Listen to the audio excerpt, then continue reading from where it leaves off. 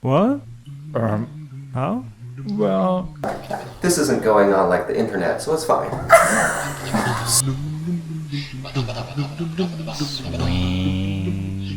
TV. Dance. Do it, girl. When and why did I start dancing? I was in my first dance class when I was 3 years old, and I was just one of the little kids that couldn't sit still while there was a performance happening, and my mom told me that I would run up and try to jump on stage, and she's like, I think we need to put her in dance classes. And this was like the baby, tap your foot and baby gymnastics and baby jazz.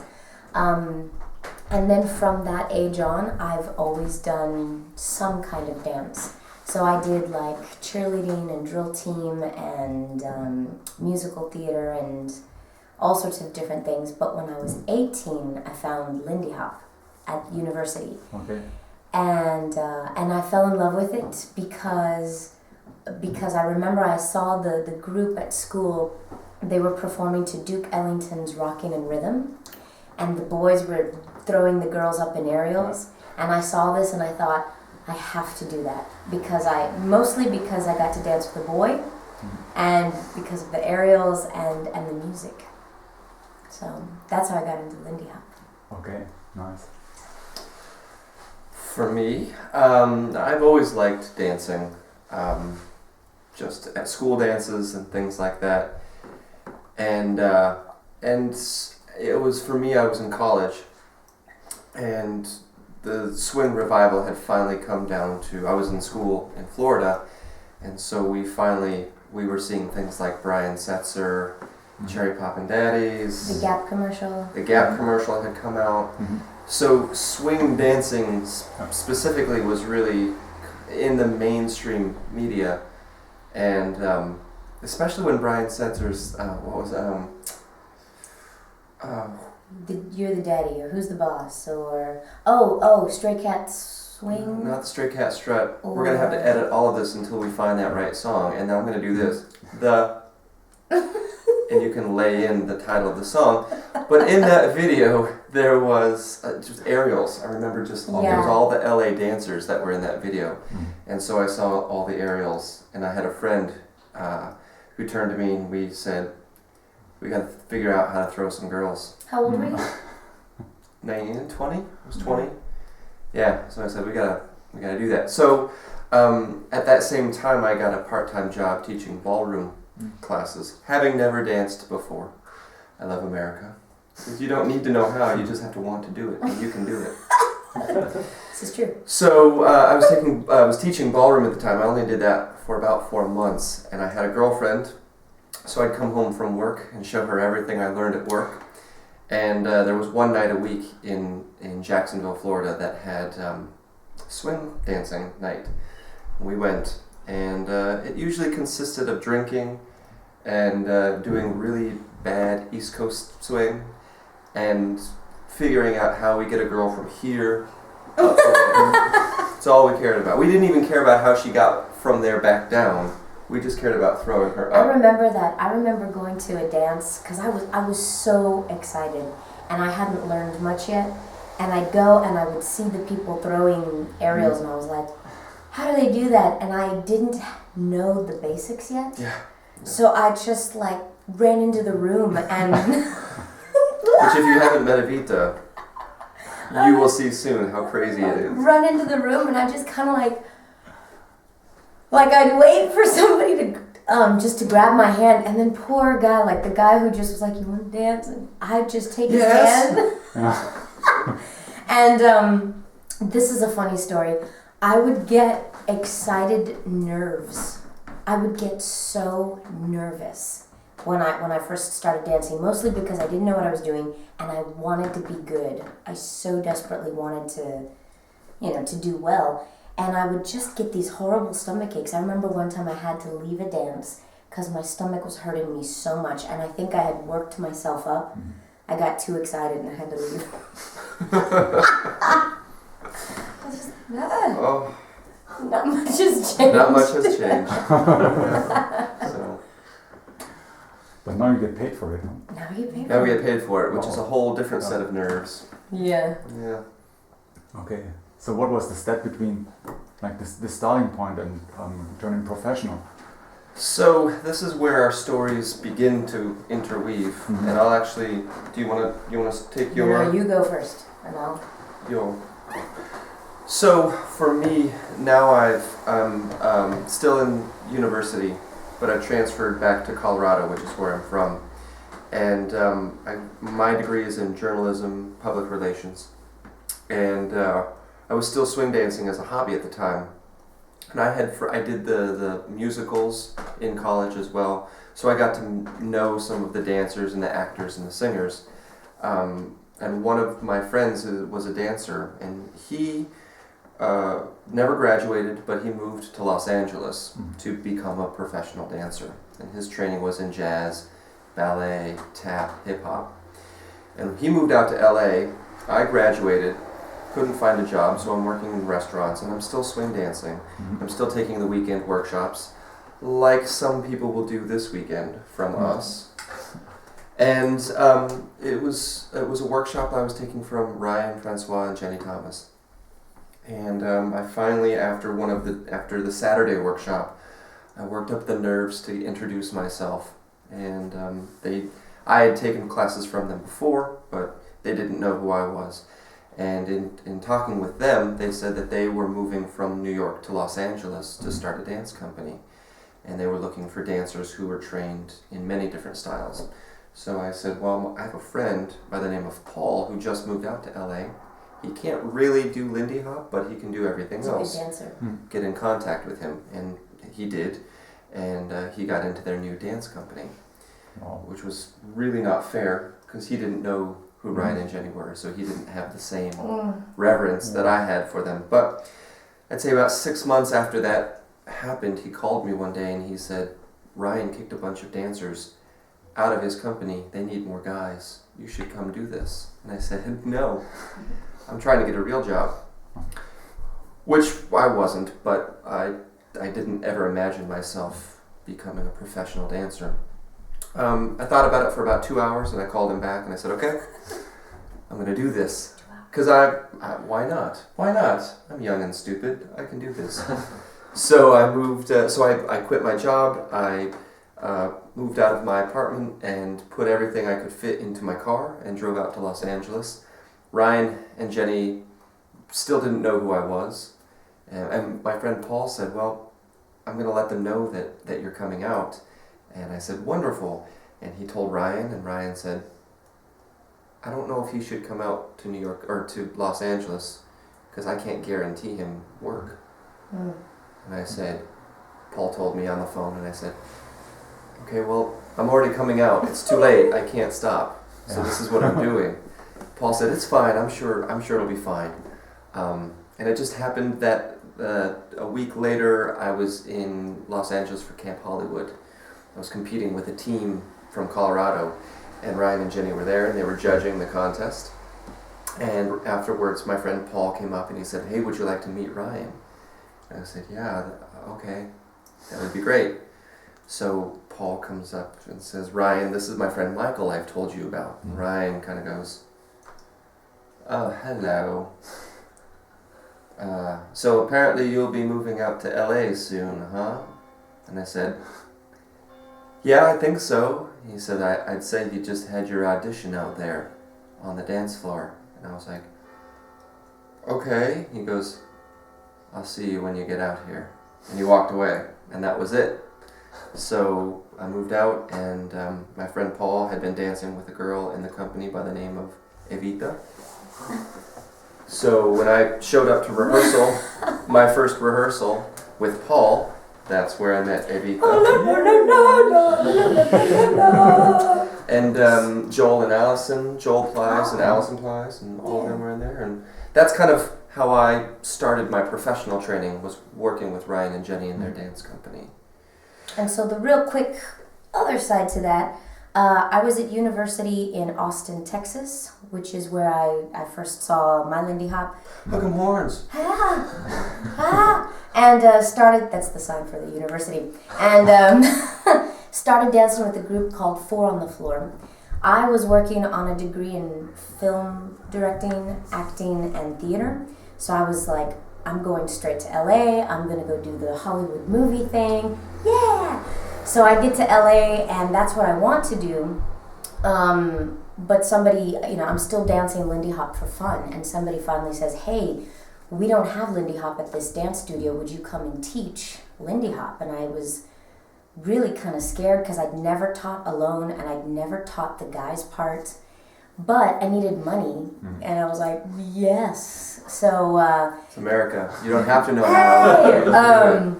It was at the Dance Doctor in Santa Monica, and it's mostly like a ballroom, sparkly competitive studio, and they never had any Lindy Hop, but Lindy Hop looked like so much fun.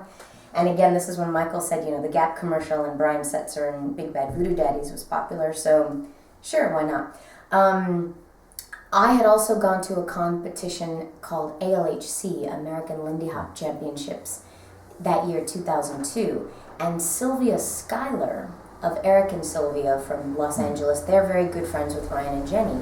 Sylvia saw me compete at ALHC, and she asked me, do you do other kinds of dance? And I said, yeah, a little bit. I've done this and this and this. And she says, and you live in LA? You just moved to LA? I said, yeah, I'm really excited. I'm, first of all, just really excited that Sylvia is talking to me like Sylvia Sykes. Oh my gosh. So did I say? You just said Sykes, but it was First time you said the other name. Yeah. Sylvia Schuyler. Sylvia Schuyler.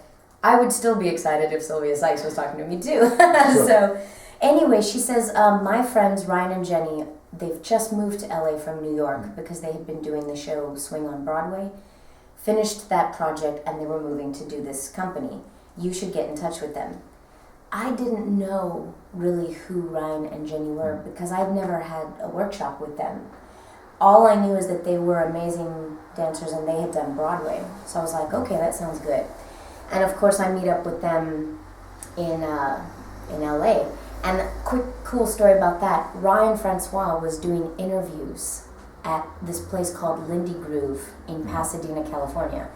So people like Debbie Gitt, Nick Williams,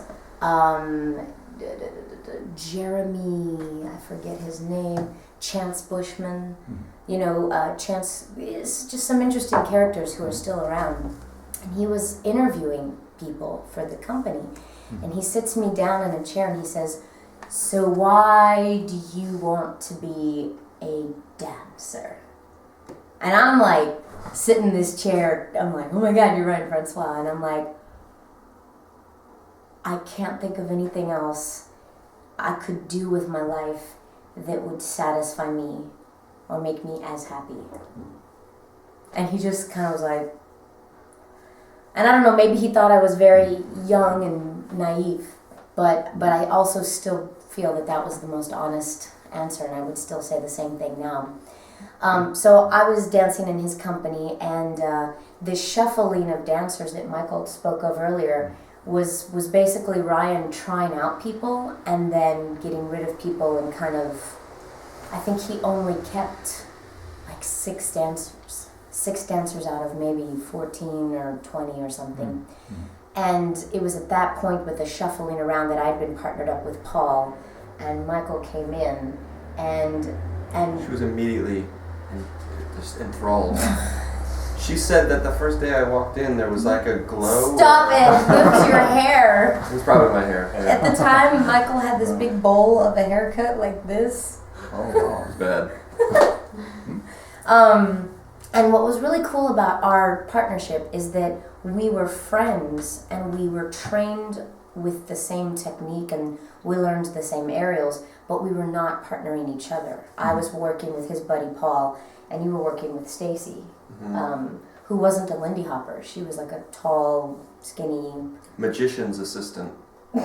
She was a magician's assistant. Makes so sense. We got to go see her get cut in half. That was really cool. She did not tell us how that worked. But no, you're not supposed to. Not supposed to. Now, as far as professionally teaching or getting onto the circuit, because that's kind of more how Michael and I met, being under the wings of Ryan and Jenny and being closely connected to Joel and Allison, they were both as couples already on the international teaching circuit.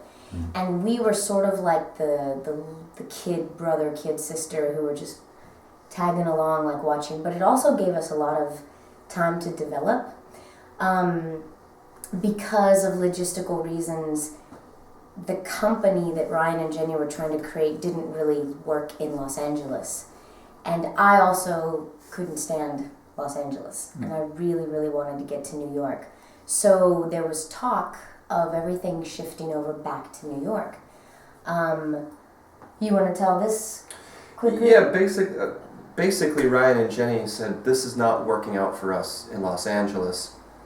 He had everyone in the company over one night, and he was kind of telling us casually that they had thought about moving back to New York City where they still knew people. They had a lot of connections. And this was actually very kind of serendipitous, to use a big word for no reason, because Evita and I had been talking privately for a while, and she had said, Michael, I can't stand I LA. can't stand it. And I said, we both hate LA. And she said, I want to move to New York City. Nothing against people who live in LA. It's just like A horrible place. It's just, it's completely devoid of all things human. We can cut that out, but Later. Germans don't care about Los Angeles. That's do true. they? No, Yeah, it's fine. This isn't going on like the internet, so it's fine. So, no, we both had a lot of discussions privately about how difficult LA was for us individually. And she said to me one time, I'm going to move. I want to move to New York. To New York, and I'm just afraid that moving to New York means Ryan and Jenny won't like me, they'll be angry because of this. And I said, well, you got to do what you want to do. And I said, how crazy would it be if we all moved out to LA or out to New York City, and like it happened there? So the quick of it, and the shuffle of it, is that I moved August 2004 to New York. Michael paused things in LA, went back to Colorado. Oh, you're jumping. I am for time's sake. Is there time constraint? It's no problem. Oh, really? We Yeah. have to teach a workshop. Yeah. What time is it? We don't have to get through all of our questions, huh? Yeah. It is Oh, no okay. problem. It's Like, an you hour. want to tell your stuff, and we are fine with that. Okay. Really, Okay. I think so It's a All nice that's gonna story. get So cut out. just beautiful. All right. So Michael on. was saying. So in having our discussions about wanting to move, Yeah. Evita says, I'm going to move. The night that Ryan and Jenny has everyone over and says, listen, things aren't working out here. How would you feel about moving to New York City? And Evita said, oh my God, that's amazing because I would love to. I'm Yes, going please. to, yeah. And I said, well, I hate Los Angeles. And I mean, nothing, again, I hate LA. So I don't connect with that city. So I'd love to move to New York City. So let's do that. So that was the plan. It was Yeah. like, she was like, great, I'm there. See you there, guys. Yep. See you there. And Ryan and Jenny had talked with me about moving. I said, how do I do this? Because it's New York City. It's a kind of a big place. And they said, well, we'll move out and you can live with us and we'll make it work. And I said, wonderful. It's kind of awesome. That's awesome. So that's when Evita moves. You moved directly almost to New York City from Los Angeles in August of 2004. I was 24, and it was just one of those like drive from LA to Austin, Texas, get all 4 wisdom teeth pulled As you do. while I'm still under my mom and dad's health insurance. One of the great things about America, no universal health care. Only Western country, first world country that does not have universal health care. Really? True story. Let's move. Agreed. So, come over. so literally, like, had my wisdom teeth pulled. I was with mom and dad for like a little while, and then this is a real quick story. My best bud, Sully Ross. Yeah, Sully Ross and Sean Rice. Those two guys drove me from Austin, Texas to New York straight 37 and a half hours. Wow. 37 and a half hours, by the way, is what it takes to drive straight from Austin, Texas to New York City. We only stopped for food and restrooms. That car stunk so bad. And we just took turns, the 3 of us driving, and it was like beeline it. And that was on August 28th of 2004. Well, 27th, 28th. because it was 37.5 hours. There you go. New York! So she moves to New York City. I said, okay, great. We have a plan. I'm going to go home to Colorado. I'm going to work in a restaurant for the holiday season because that's a very profitable time. And I will meet you guys in New York City in January. 2005. Yeah. So that gave me about 4 months to save up money to do this. I call Ryan and Jenny about once a month to check in and say, okay, what's the plan? How are things looking? Nothing. We get to December and I still haven't heard anything, and I'm theoretically moving out there in about 2-3 weeks. I said, oh, okay. And finally I heard from Ryan and Jenny and they said, hey, listen, which is never a good way to start any conversation. Listen. Means you're going to get broken up with. They said, because of these reasons, we are actually going to move back home to London instead of New York City. And I said, well, I'm already going out to New York and I can't stop that. It's a similar story to my LA story. It's like, well, okay, I'm still going out. I had nothing else to do. So I called Evita and I was like, hey, friend, can I sleep on your couch for a little bit until I settle and figure myself out? And that's what I did. I moved in January 5 of 2005. And so we looked at each other there, and at that point, we're in New York City. We are, so like, well. So basically it was like, well, we have the same training. We should keep rehearsing and practicing so we don't forget those skills. And we didn't have partners at the time, so by default, accident. Yeah. It was like, there was nothing better coming down the pike. So we're like, you'll do. And what's cool about this is that when we look back, I mean, when people are like, oh, how did you find such a perfect partner or a great partner, or how did you all meet, or that's the story of how it happened. And it is really cool because we had the really precious opportunity of being buds and knowing each other and learning alongside each other. We almost got through like that awkward phase, not killing each other. And then we came together at a better time. But we've known each other now for 10 years. So that helps with the whole, surviving layovers in Dusseldorf. Or any airport. Dusseldorf's very nice too. Very nice airport. Yeah. If you gotta be stuck in an airport, I would choose Dusseldorf. Okay. Or Copenhagen. Much more so over Nice Chicago. Airport. Yeah. Oh, Chicago's Chicago's miserable. the worst. Yeah, it's about the worst. So I go up to the pilot and say, hey, can we still make it to Copenhagen? Yeah. And yeah. That's where we stop. That's where it was perfect. That's right. Yeah. That's right. Let's go on here. Okay. Yeah. So at that time, what was the situation like that you found in New York? Was there a scene, or did you have to build something up? New York has had a scene since about 1920. New York is... Wow. I mean... That's an old scene. It's about the oldest swing scene and there is. Without exaggeration, there are actually people in their 60s, 70s, 80s, 90s in New York City still currently who live in Harlem, who were part of either this, they were at the Savoy Ballroom, they were at the Alhambra, they were Mama Lou Park's dancers, they still go to Swing 46, they were at the Cat Club, Big Apple Lindy Hoppers, which Frankie worked with. I mean, the history in New York City for Lindy Hop is the history, actually. Everybody else likes to, of course, be proud of their scene and talk about their history. Like, of course, the Swedes have an extensive history, and Germany has a long history with Sir Rock and Roll and all of this.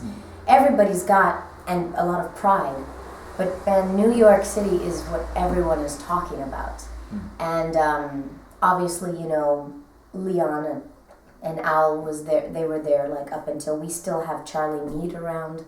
Right now, Sonny Allen is, getting a lot of attention in Harangue. Mabel Lee lives there. Just a lot of, it's incredible. The Nicholas brothers, Fayard, was there up until, so there's that. The Lindy Hop scene, when I moved to New York, I had some friends who were Lindy Hoppers, and they connected me to a studio called Dance Manhattan. And Dance Manhattan is run by two women named Elena Iannucci and Teddy Kern. And Teddy Kern is in the Swing Hall of Fame. Elena danced with Frankie and the Big Apple Lindy Hoppers, and so their entire studio is surrounded or emphasizes social dance with their heart primarily connected to Lindy Hop, even though they do tango, ballroom, salsa, all the other stuff. So I got into this studio actually working desk work, like payroll and admin stuff. And I kept saying, could I teach a class, guys? Could I substitute a class? No, really, I can dance. Please, Put me in, coach. Can I dance, please? And it took them forever, like a good 2 years, before they were like, okay, Evita, you can substitute for Nicole Friedman, who's a phenomenal dancer. She now lives in San Francisco, who danced a lot with Manu and Joe Palmer. And so finally, I got my break, I got my class, and actually teaching on staff at Dance Manhattan, being that it's in New York City and it's connected to the rest of the East Coast, that was how I channeled into so many other professional, like regional and national teaching gigs. New York City. teaching. For me, just because you brought it up, when I moved to New York City, restaurants have been the thing that I could do most easily. So I got a restaurant job, and was doing that full time. And Evita had said, come do Dance Manhattan. Come. Let go of the restaurant job. Yeah, and I said, I don't want to be a dance teacher. I was like, I wanted to be a performer. And so I was really resistant to teaching for a long time. Yes, you were. There was also a point where I was in my restaurant work. I was very interested in wine, and I thought about possibly becoming a sommelier. And had worked in one of the top restaurants in New York City, trying to surround myself with that level of professional knowledge with respect to wine. So I kind of reached a fork in the road where I had to choose, because we were getting enough work dancing with various troupes and groups and companies, to where I was having to always call into the restaurant and say, hey, I need my shift covered this weekend because I'm going to go to Rudolstadt, Germany. Or Yeah, that's right. who here has heard of Rudolstadt, by the way? Rudolstadt? Anybody out there? Rudolstadt, Germany. It's near No. Frankfurt. No. They have a huge folk world festival. And It's a town of about 30 people. And it's one of the biggest folk music festivals here. And just as work goes, obviously Lindy Hop wasn't our only work. We were dancing for other companies, or basically taking work in whatever way we could. And so this was another company called the Vanover Caravan, which actually Ramona Staffeld and Sky Humphreys have performed in and danced in. And they took us to Rudolstadt. So we were going to places like Germany to do that. We were going to Barcelona to do commercials. And so it just, for me, there was enough work that was pulling me away from the restaurant where it was difficult to do both. So I had a choice to make, and I chose dancing. And so it was at that point that I let go of all of my restaurant work. Which was 2006? 2006. And from there, started teaching at Dance Manhattan as well. And the nice thing about Dance Manhattan is that because they are hiring us for what we do, they understand and they allow us to go away, and then they allow us to come back and have work, which is phenomenal. So many people try to do this lifestyle of the Lindy Hop teacher, and they either can't have a regular life, or they don't have a life that understands, the flexibility that you need. So we're very, very lucky. Nice. Yeah. I just gotta check time. Yeah. Like it's 10:20. Yeah. Are we fine with that? Do you have to pack your stuff for the classes, or are Just you a little already ready? We'll probably need about 7 minutes to just finish up. Okay, so then we would have to finish, I guess, because it's about in half an hour to get there, and they want to start One more? at 11. Yeah, There. One more question? One more question. Okay, do you have one? Yeah, sure. Okay, should we wait? He's got like a list that Exactly. Yeah, I have a we list. got through one question. Yeah, but it's always okay. There's a lot coming. It's better Beautiful. to skip all the questions. But there's one thing that let's maybe come to your performance side. Yeah. Like you said, even before teaching, you had the chance to do performances.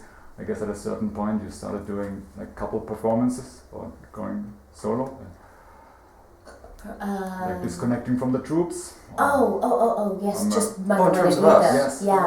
Like you two, and being responsible for the conceptual side also. Yes, Right. actually. So that question, we had been just dancers in other people's companies, like Mhm. Ryan and Jenny's company or these other companies. And then there came a point, each company had its own story Mhm. where we weren't able to do as much with that group. And Mhm. we started working more as Michael and Evita. Mhm. And with that came creation of routines. And some of these routines became well known or popular or very artistic and helped us to develop like a style or an essence for us. Mhm. Yeah, I think the first reason that we put a routine together was because in 2005, Ryan and Jenny asked us to come out to Camp Savoy just to participate, and they said there's a cabaret where everyone performs, and so you guys should have a routine. So our first routine, technically speaking, Was Tiger Rag. was Tiger Rag. Oh wow. Nobody's seen that and nobody ever will. Okay. Our second routine, which was of great importance, was Shake That Thing in 2006. Mhm. And we did that at ALHC, which is the American competition at the time. But more importantly, we did that routine on So You Think You Can Dance, which was the American television show on Fox. And this is all Michael's idea. Michael was the one who was, Michael was like, we should do this, we can do this. And I was like, no, we can't. And he's like, I think we can. I was like, you're crazy. He's like, yeah, I know. And That's how I talk. and it just so happened that when they were having auditions in New York City, I couldn't make it. Uh-huh. So he's like, we're going to go to Chicago then. I was like, you're crazy. He's like, nope, flights, buy him, go to Chicago. He's got a friend in Chicago that we crash with. We stand in the line forever. We do the whole audition in Chicago. And actually, we probably did better in Chicago than what we would have done in New York because we were the only Lindy Hoppers in the entire 1,000+ people. Yeah, there's about 800 people that competed that first day. And there were also not very many partner dancers. So we were of interest and they kept us. And we're going to save the details for time for the whole. But it was a long, drawn out process. And in the end, we made it down to the last 70 people before they take 40 people to LA, To be on the television show. Yeah, and long story short is we survived that. We were on television for 2 weeks, and it transformed the way we thought about ourselves. It certainly made us more visible to not only the Lindy Hop world, but we were able to get Lindy Hop in the media as a dance form that really hadn't been seen since at least the mid-90s. Yeah, with the Gap commercials and stuff. Since then, other people have done television stuff, and it's wonderful. But I think as of right now, we're still the only Lindy Hop couple to progress through finals Of that television show. on So You Think You Can Dance, Yeah. which is cool. And I think it also, that experience for us, it further edified that we enjoy auditioning for commercials. We like doing things other than Lindy Hop competitions. We like being on TV, we like being on stage. There's a performance element of Lindy Hop that we really connect with. And it taught us a different caliber of professionalism. A lot of times in the Lindy Hop world, it's very fun and relaxed. And to rise up to the caliber of professionalism that a television crew, a production crew, or a stage crew needs is really important. We later in 2008, we did the touring show of the Broadway show Swing. So we were in Japan and we were in California, and again that was another 8 shows a week, high level of performance and professionalism that we had to be like, oh, they're not kidding. Like, get your act together. We got a lot of that training as Lindy Hoppers through Ryan and Jenny. Again, it comes back to them because they also are Lindy Hoppers who have done the most professional level theaters and things like that in another life. Like they are quintessentially professional performers, and I think that through Evita's theater training, she had stage presence. She understood how a theater works, and through your character work, and through television training, understanding what it is to be on camera. And I think that for us to be in a room alongside other professional dancers in ballet and jazz, we can't be the cute Lindy Hoppers who are just goofy and bouncing around. We need to command the same respect from them that we give to them. And so there's a way of holding yourself and being so that you aren't looked at. So that they don't look down upon us. A lot of other dance forms will look down upon Lindy Hop, maybe the way they used to look down upon hip hop. And then it took hip hop dancers and break dancers a while to rise up and be like, no, we are a serious art form. And I hope we want Lindy Hop to be recognized in the same way. As having a technique, as having something more than just being something fun and cute that your grandparents did. I don't know your the routine that you did on that competition, but judging from other routines that I know, there's always a strong theatrical moment to it, I find. And what I find noticeable is that you show pretty stylized, like male-female polarity characters, moments of affection and rejection. And how does that come about? I think it's very strong in your appearances. I think, like Michael said, my theater and film training helps with storytelling and character development. But Michael has some musical theater experience as well, and he's a character in and of himself. And I also think, and many people will, I think will even say that there's a chemistry that works between us, which is playful and fun, and we enjoy it for sure. And when we come up with a routine, maybe to entertain ourselves, but now we know it's necessary, we have to be clear what our characters are. We have to decide, is it a love story? Is it, is it love? Is it a challenge? Is it, stuff that we were talking about? I think because it's a boy and a girl in a partner dance, the range of emotions is not as great per se. So it's not necessarily intentional, but I think oftentimes when we look at a piece of music that we want to choreograph to, it's hard not to see the relationship between us as being a typical boy-girl relationship. But we have Shake That Thing is like a playful clowning number. Singing in the Rain obviously is a romance and a love story. There's another one we have called That Man, which we did at Rock That Swing last year. That one is sort of like he's a magician or a puppeteer, and he takes over my heart, or he's controlling me, and I have a spell put on me. Okay. And then we've got another one we did called Can't Take My Eyes Off of You, which is where we're both awkward fools that can't actually make, the relation like a clear relationship. And I think this is entertaining for us. I think also at the root, like what you were saying, boy-girl dancing, at the root of it is is a human relationship. Whether it's a duet that you would sing, or you're acting out a play, or you're dancing, or even artwork.